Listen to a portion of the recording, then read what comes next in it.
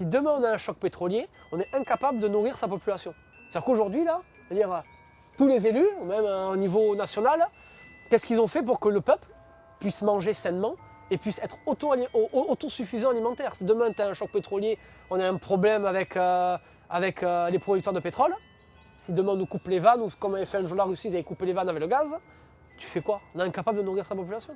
C'est quand même grave. On est en 2018 et en fait tu peux arriver à faire crever les gens en France si tu n'as plus de pétrole, demain il y a un problème, les grandes surfaces vont être vides. Ah ben là, tout le monde va se réveiller, mais ils sont nos paysans du coin là. Il n'y en a plus. On est tous allés chercher les légumes à l'autre bout du monde et les gens, ils ont crevé le bec dans l'eau.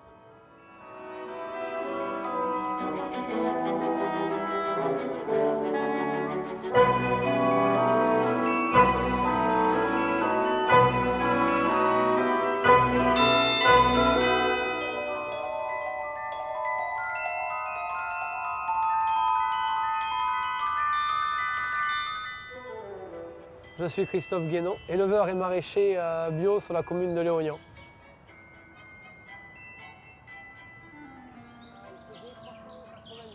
Quand on a la chance d'avoir une ferme, un sol, on peut tout produire. Que ce soit des légumes qui sont dans les serres ou en plein champ, que ce soit des chèvres, que ce soit des vaches, que ce soit des céréales, que ce soit de l'arboriculture, enfin, je veux dire, que ce soit des petits fruits. Tant qu'on a le sol et qu'on a la terre et qu'on la respecte, on peut tout faire dessus. Aujourd'hui, on est une petite structure.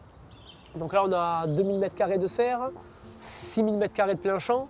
Et après, pour les animaux, on a plus de 55 hectares. Donc, ce qui est intéressant, c'est qu'avec l'élevage et le maraîchage, le fumier des bêtes, je le rapporte dans les serres. Donc, je ramène la matière organique, je enrichis mon sol grâce au fumier de mes bêtes.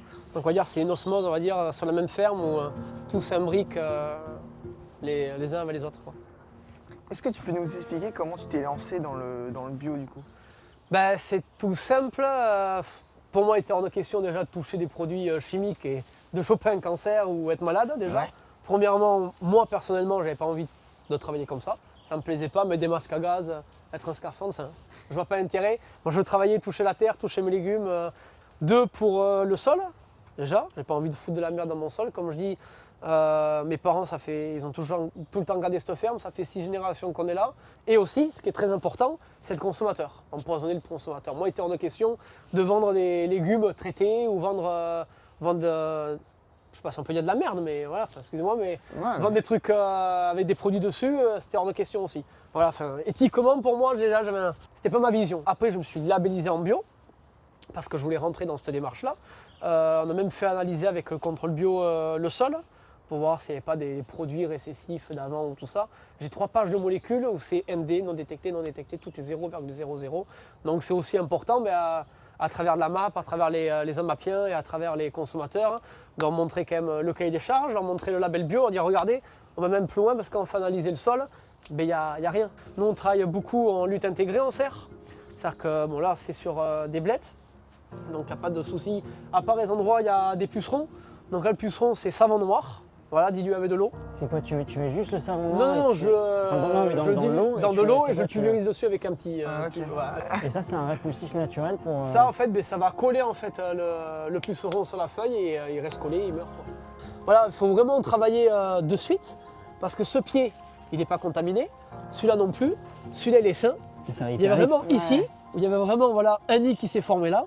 Et le problème, ça va très vite. C'est que si on ne fait rien, ça va sur le plan là et ça peut vite contaminer une planche, une serre, on peut perdre une culture. Tous les parasites sur les légumes, on travaille avec des lâchers de coccinelle, des larves de coccinelle, avec des macrolophus, des aphidolettes, donc c'est des petits insectes qui viennent travailler à notre place. Donc au lieu de foutre des pesticides, mais au contraire, parce qu'autrefois, avant que ça existait, les produits de synthèse, dans la nature, il y avait bien un équilibre. Mais ils ne mangent pas tes légumes du coup? Non, ils ne touchent pas aux légumes. La question plus culinaire, toi tes blettes, tu les aimes comment? Dans la blette, tout se cuisine. Il y a des gens qui mangent que la côte blanche, parce qu'ils ne savent pas que le vert se mange comme un épinard. C'est terriblement bon en plus. Alors que c'est super bon. Hacher une petite poêle comme des épinards, c'est super bon. Tout se mange là sur la blette, il n'y a pas de perte. À Bordeaux, on appelle ça de la joute. C'est blette, joute ou de la poirée. Intéressant. Moi, j'ai des personnes qui ont un certain âge, capucins, qui disent je veux une joute. Il veut se battre quoi, c'est ça? Une joute, non, une joute, c'est une blette, c'est un paquet de blettes.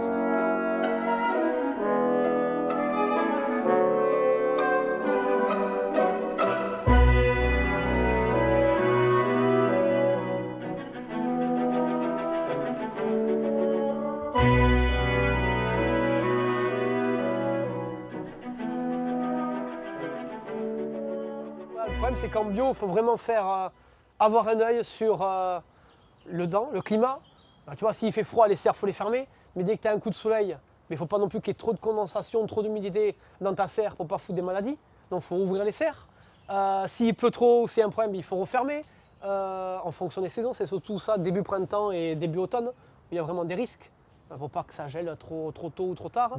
Et après, voilà, faire attention sur les plantes. Tu as l'alrode, tu as le tuta absoluta sur la tomate, tu as le puceron. Tu as des maladies, tu en as plein. Tu as l'humidité, tu as les champignons, tu as les acariens. Tu vois, ben, ici, il me manque un pied. Là, il me manque un pied. Et j'ai vu un endroit quand on est passé, ben, elle est fanée. Celle-là, elle a été fanée. Donc tu vois, on voit qu'il y a eu un problème. Et si on zoome ici, tu vois la galerie qui a été faite? Le cœur, là, il a été bouffé. Je sais pas si on voit. Et là, c'est foutu. Et là, tu vois, le verre, il est là. Ah ouais. Donc là, voilà, ça, c'est un parasite qui est un papillon qui vient pondre. Il y a le verre qui est là et qui vient se nourrir du plant. Donc là, le plant qui a été attaqué comme ça, là, tu vois, c'est pas sûr qu'il reparte, quoi. Donc ça, c'est peut-être une perte. Et partout où tu as des trous comme ça, mais le plant il est perdu. Donc là, quand on est en travail en bio, on aurait été en chimie synthèse, tu arrives, tu sais que tu as ça, le technicien dit attention, il y a ça, il faut traiter. Ouais. Tu traites, basta, tu n'as pas à réfléchir, tu ne te prends pas la tête. Qu'en bio, il faut réfléchir, il faut regarder tous les jours. Et c'est plus chiant de réfléchir. Hein. Et bien sûr, Ouais. oui, mais c'est partie du jeu. Ouais, Je veux dire, mais ça, c'est-à-dire que le consommateur, il ne se rend pas compte du Mais travail qu'il y a à la main, ouais. de venir, de gratter autour de la motte, de trouver le verre. Si tu ne le tues pas, il va aller manger celui-là, celui-là, celui-là. Ouais. Mais tu vois, il va faire des petits et tu peux perdre une production. Donc ça, c'est sur du chou chinois, du pak choi. Et c'est une variété. Le chou chinois, il est très sensible aux parasites. Ah ouais Tous les parasites, les petites, tu vois, les petits trous noirs qu'il y a eu là, c'est une petite chenille de la mouche noire qui est venue les manger. C'est régalé. Hein. Là, il y a ça. Enfin, je veux dire, tu vois, le chou chinois, il a déjà, rien que là, on est en automne, 2 parasites, quoi. Le ver qui vient lui bouffer le cœur, et la mouche noire qui est venue pondre là et qui est venue piquer les feuilles. Pour résumer, préférez le bio français et si possible issu de circuits courts et de proximité, c'est-à-dire votre ville, la région, les alentours, direct. Comme vous avez pu le voir, le bio, le cahier des charges bio est assez strict, pas de produits chimiques, l'utilisation d'auxiliaires, c'est-à-dire des prédateurs naturels comme par exemple les coccinelles ou encore d'autres techniques comme on a pu le voir avec le savon noir ou encore ces fameux petits insectes, attrape-mouches comme ce que vous avez des fois dans les salons, les petits tortillons pour coller les mouches. Voilà, on va pouvoir rejoindre Christophe pour voir la suite. C'est notre façon de travailler, mais qui est viable économiquement. Enfin, ça fait 8 ans qu'on est là, et comme on disait tout à l'heure, grâce au maraîchage, ça a pu financer l'élevage. Donc acheter des tracteurs, le matériel pour le foin, acheter des animaux, louer les terres, parce qu'on a quand même plus de 50 hectares en location, enfin il faut quand même payer aussi tout ça. Donc économiquement, on va dire que voilà, moins d'1 hectare de maraîchage a fait tenir 55 hectares. Et quand même, je vois moi une évolution de jeunes de notre âge qui commencent à faire attention à ce qu'ils mangent. Ça, ouais, ça fait 4-5 ans que je vois que ça, tu vois, sur 8-10 Qu'est-ce que tu ans. pourrais dire aux jeunes Mais tous les étudiants, tu vois, qui Tous les- vont au champ et qui Mais se disent vas-y, le parce que la tomate souci, elle est à 1 euro, pourquoi j'ai, tu vois. le souci des étudiants, c'est les bourses. Voilà, on va Bah être oui. franc. Enfin, moi, j'ai pas fait de C'est- fac c'est et tout ça. ça, donc je connais de loin, mais je connais le souci. Des fois, les parents ne peuvent pas payer le studio, il faut qu'ils travaillent le week-end à côté, ou il Ouais. faut qu'ils travaillent à McDo ou mettre en rayon dans un magasin. Si tu achètes tous les jours que des plats préparés, je sais pas, entre 2 et 3 euros, Voilà. qui va te faire un repas, donc ça te fait 6 euros les 2 repas midi et soir. Est-ce que si tu achètes 1 kilo de tomates, pas 200 grammes de plats préparés, mais 1 kilo de tomates à 2 euros, le kilo de tomates, tu n'as pas mangé 1 kilo le midi. Tu ne manges juste pas 3 tomates, un concombre en rondelle, un poivron que tu coupes et encore peut-être un demi-poivron si tu es tout seul. Après, c'est un acte militant. Chaque personne elle-même, qu'est-ce qu'elle veut faire? Est-ce qu'elle a envie de manger des légumes de saison? Est-ce qu'elle a envie de manger bio? Est-ce qu'elle a envie d'aller se lever le matin, le samedi matin au marché? Bien Le sûr. vendredi, peut-être que les jeunes, ils ont fait la fête. Ou le jeudi soir, soirée étudiante. Le samedi, peut-être qu'ils sont un peu fatigués. Hein. La semaine a été dure. Hein. Donc peut-être que le samedi, ils vont peut-être pas se lever non plus super tôt pour aller marcher. Enfin, je dis se lever tôt, parce qu'on est tôt, 11h30 midi, mon étalage au Capucin est vide. Donc, du coup, là, on a parlé des maraîchers. Ouais. Et on a appris aussi que tu avais un élevage de vaches bordelaises. En quoi ça te fait de toi un paysan engagé, du coup? Quand je me suis installé, faire du maraîchage, c'était intéressant. Comme je disais tout à l'heure, j'étais quand même issu du milieu agricole et fils et petit-fils d'éleveurs. Avoir des vaches, c'était quelque chose qui me passionnait aussi. Mais je voulais aller plus loin et je voulais participer avec le Conservatoire des races aquitaines à déjà maintenir et sauvegarder une race locale qui est en voie d'extinction. Tu parlais tout à l'heure du mot paysan et pour moi ça a toute sa valeur parce qu'il y a exploitant agricole. Et j'aime pas trop ce terme parce que dedans il y a exploitant, exploité, tu exploites le sol, tu exploites qui, quoi. Que paysan, c'est le mot noble pour moi dans son vrai sens, où tu es paysan, tu maintiens le sol, tu entretiens le sol, tu cultives. Voilà. Génial. Il y a Jarl, Lagarta, Oui. il y a Isis, Fabiola. Il y a des prénoms que je n'ai pas donnés parce que j'avais des vaches qui étaient déjà adultes quand je les ai eues. Mais Ah, toutes celles qui sont nées là, je les ai nommées comme je voulais, quoi. Il y a Surprise, elle. on parle de race rustique locale et si j'ai bien compris, cette race a failli s'éteindre. Comment on fait pour réintroduire une race concrètement? Pour introduire la race, ça a été très long. Moi, il m'a fallu 5 ans pour pouvoir monter le troupeau. Donc, j'ai commencé avec un taureau et 2 génisses il y a 5 ans maintenant. Et au fur et à mesure, on fait la reproduction, on garde les petits. Quand c'est des femelles, tant mieux, ça nous fera des futures mères pour plus tard. Et au fur et à mesure, là, j'ai récupéré des vaches. On a acheté quelques-unes à des collègues qu'on avait vendues. Et j'ai pu constituer le troupeau comme ça. Mais de 30 bêtes en partant de 3 animaux, il m'a fallu 5 ans. Voilà, ça fait du bien. Hein. Donc on a un, son demi-frère qui a été vendu, qui est parti en Dordogne pour la reproduction. Un autre qui est parti en reproduction vers Mios. Donc on essaie, voilà, même quand c'est des mâles, s'ils sont intéressants génétiquement pour la race, d'abord ils sont valorisés pour rester vivants, d'abord. Qu'est-ce qui vous fait dire qu'ils sont intéressants génétiquement? C'est des aspects physiques, des aspects... Physique et aussi qui est la mère, qui est le père. Parce que comme au conservatoire, on est parti sur très peu de mères. Le but, c'est pas de faire de la consanguinité et que dans 5 ans, tout le monde est frère et sœur et qu'on ne peut plus reproduire et que la race disparaît. Et du coup, le but, voilà, c'est d'abord faire beaucoup de reproduction pour pouvoir garder toutes les femelles. Alors là, on ne sait pas, des fois c'est des mâles, c'est des femelles qui naissent, ça, mais on n'est pas derrière, on laisse sur la nature. Et après, quand c'est des femelles, tant mieux, on arrive à augmenter l'effectif de la race et sauver la race. Mais quand c'est des mâles, on arrive quand même à en garder pour la reproduction, quoi. Là, aujourd'hui, on est sur un site classé Natura 2000. C'est un site sensible.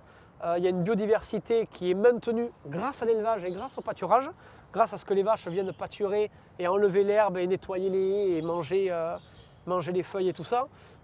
Ça fait venir une biodiversité. C'est-à-dire qu'aujourd'hui, ce site-là, tant demain on ne met plus de vaches ici, ces parcelles vont se refermer. C'est-à-dire qu'elles vont se reboiser, les ronces vont pousser, les prunus sauvages vont pousser. Ça va être qu'une forêt de frênes et de ronces. Donc le problème, c'est quand il y a des poussées comme ça, dans des prairies, les insectes n'ont pas assez de lumière pour pouvoir se développer, les fleurs n'ont pas assez de lumière pour pouvoir aussi pousser, et ça pousse vraiment dans des endroits en zone humide, donc très humide au niveau du sol, mais aussi entretenu via le pâturage. Parce qu'il y a quand même les bouses de vache qui sont faites, il y a les insectes qui vont venir là, et les oiseaux qui viennent, les oiseaux ils vont nicher dans les arbres, donc c'est toute une osmose, c'est une biodiversité, c'est quelque chose qui existe depuis la nuit des temps, depuis la préhistoire, et même sans l'homme, c'est les animaux qui pâturent. Donc c'est très important quand même de valoriser, de préserver l'élevage, je dis l'élevage bio, traditionnel, pas dans des bâtiments, il n'y a pas de bâtiments, les bêtes ne sont pas enfermées dans des bâtiments, elles ne sont pas nourries aux céréales toute l'année, elles sont libres. Aujourd'hui, on a beaucoup de discours sur le véganisme, ou ce qui se passe avec les boucheries, tout ça, sur les vandalismes, mais il faut revenir aussi à la base. Aujourd'hui, si on veut préserver une race en voie d'extinction, c'est aussi en s'en occupant, en la remettant dans l'assiette du consommateur quand on fait du veau sous la mer ou quand on fait du bœuf, où on sait que la bête elle a été pendant toute sa vie bien traitée, nourrie à l'herbe, qu'elle a préservé des zones. Si aujourd'hui il n'y aurait plus d'éleveurs, tous ces sites, et c'est des millions d'hectares qu'il y a en France, se refermeraient.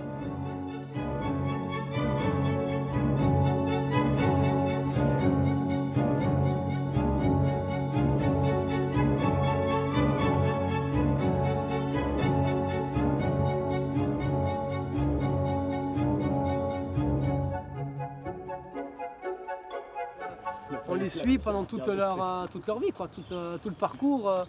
On vit ensemble, entre guillemets, quoi. Donc, Et par conséquent, le moment de l'abattage, ça doit pas être évident si elles ont tout un prénom et... ouais, les connais. c'est toujours un sujet, même nous les éleveurs, c'est toujours pas un moment facile, c'est une période où on a... non. Bon. Merci Jean-Guy. Donc c'est toujours une période qui fait partie de la vie, mais comme étant on a ben un veau, on l'a fait naître, on s'en occupait, on donnait un prénom, on l'a caressé, on l'a gratouillé. On sait que même si on sait que mettons celui-là, ben, on ne va pas le garder, on s'en occupe autant que les autres. Parce que mettons il y a une femelle et un mâle, ben, on va s'occuper que de la femelle, le mâle ben, on s'en fout, on va le laisser dans son coin. Non, on s'en occupe aussi, comme si rien n'était. Parce que lui, c'est pas. Voilà, on s'occupe de lui, qu'il soit heureux.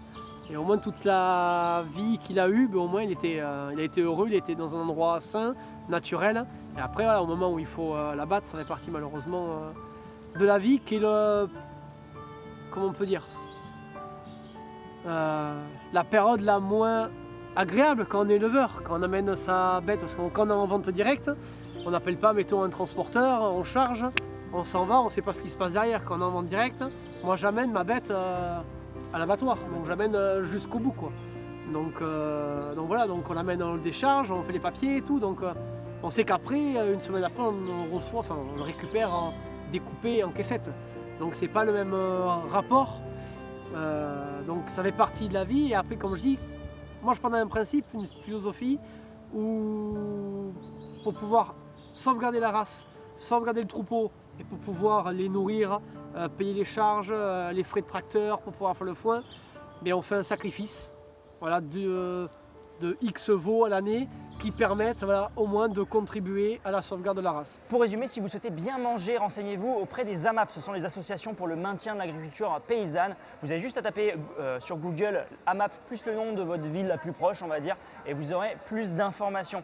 C'est une bonne façon de manger des très bons produits. Vous êtes sûr de la provenance. Vous avez une relation directe avec le producteur ou bien l'éleveur.